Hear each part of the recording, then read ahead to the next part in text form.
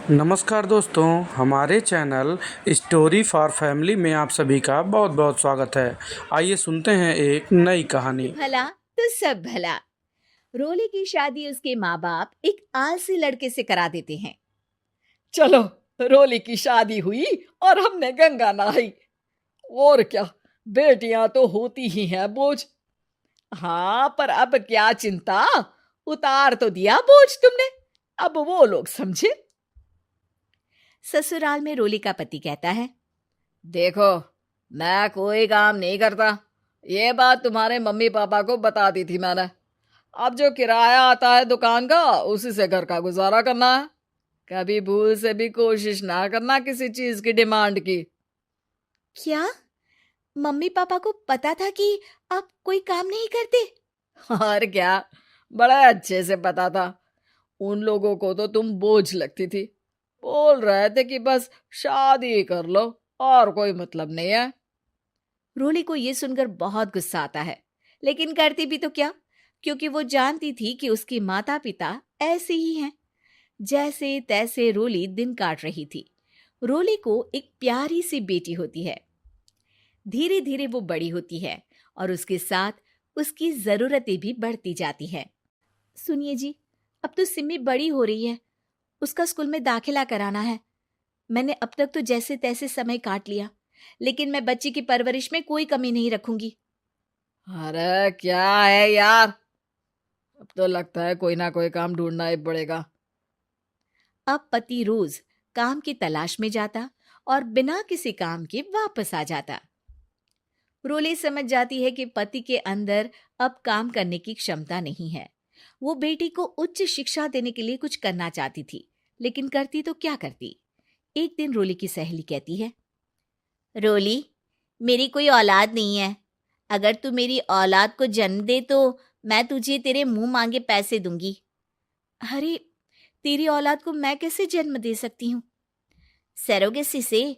बच्चा मेरा और वैभव का ही होगा, लेकिन कोख तेरी होगी। ये संभव है रोली। रोली कुछ सोचकर कहती है, मुझे मंजूर है, लेकिन मैं इसका 2 लाख रुपया लूंगी। अरे कोई बात नहीं, मुझे मंजूर है। रोली खुश हो जाती है कि एक बच्चा पैदा करने का उसे 2 लाख रुपया मिलेगा।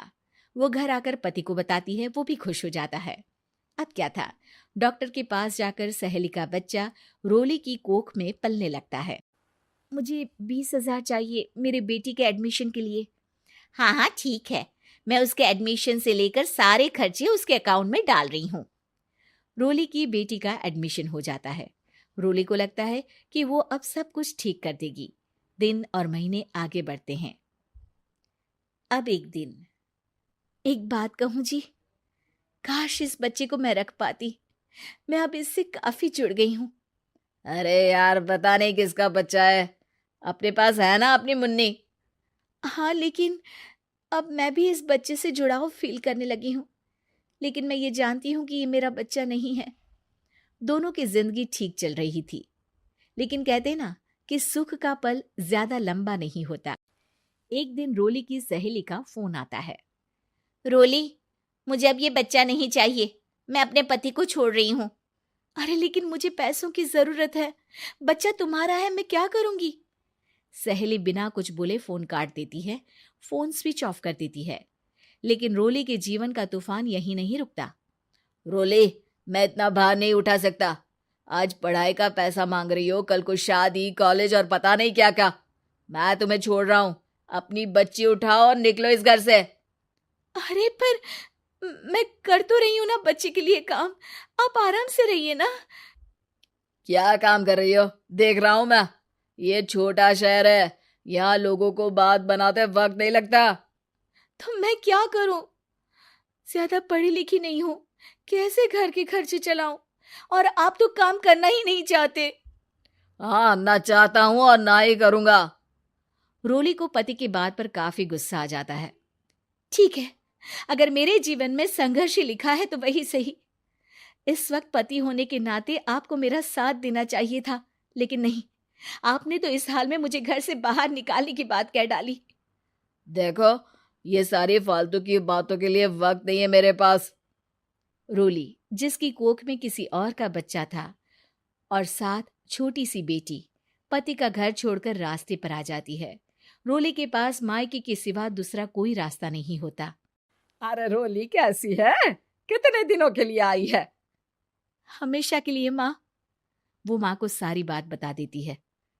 ओए लड़की, इतनी हिम्मत का काम कर लिया। अरे ना ना, यहाँ कोई जगह नहीं है। तुम तो अपना बोरिया बिस्तर उठाओ और निकलो यहाँ से। रोली के पास अब मायके का रास्ता भी नहीं बचता। वो चुपचाप बच्ची को लेकर जा रही थी कि उसे दर्द होता है और वो डॉक्टर के पास चली जाती है और फिर वहां वो एक प्यारे से बेटे को जन्म देती है। कितना प्यारा है, कितने अभागे हैं इसके माँ बाप जो इसके पैदा होने पर भी नहीं है।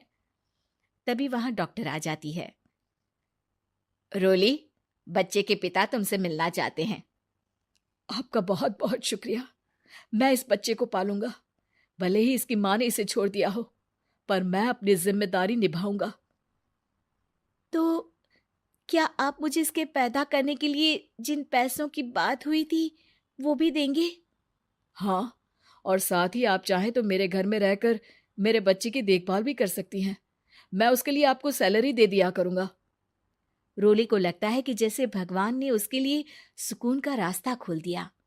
वो अब मुकेश के साथ उसके घर चली जाती है, जहां रहकर वो उस बच्चे की देखरेख करती है। अब मुकेश के घर को रोली अच्छे से संभाल लेती है। उसके लिए खाना बनाने से लेकर बच्चों की देखभाल और घर की देखरेख। धीरे धीरे मुकेश को रोली से प्यार हो जाता है। रोली, तुम्हारी बेटी और मेरा बेटा बिल्कुल भाई बहन की तरह साथ रहते हैं।